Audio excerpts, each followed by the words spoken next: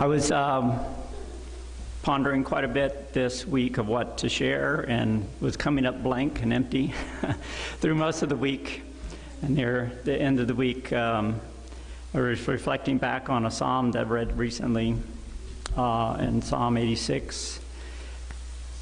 And one of the verses out of there, and I'll read that now. But thou, O Lord, art a God full of compassion and gracious, long-suffering, and plenteous in mercy and truth.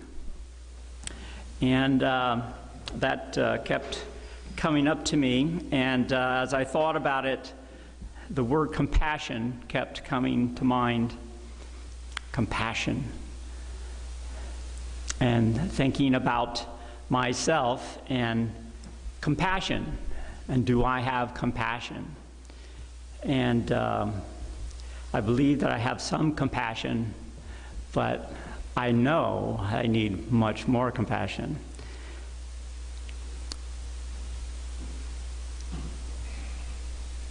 Compassion comes hard at times for me when I'm working with people or dealing with people, and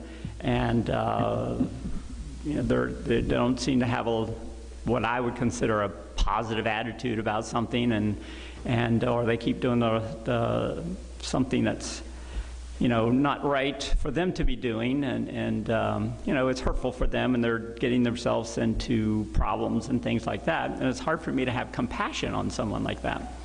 And so as I was reflecting on this about Jesus, and he had great compassion, and at times he also got angry with people about not understanding. Do you not understand? How long have I been with you and you don't understand something?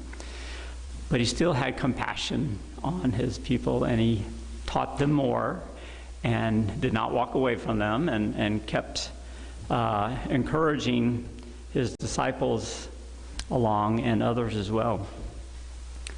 So what I intend to do is to focus more on my compassion to others, and to try to see things through their lighted eyes, and not to be quick to judge, but to be quick to reflect on what their particular situation might be, and hopefully give a word or two of encouragement, and encourage myself as well at the same time to be more compassionate. And as we think about this week of Easter Sunday coming next week, and the compassion that Christ had through that, the compassion that Christ had with his disciples as he taught them here, as we're reading through John, to knowing that he was going away, and to share that with them,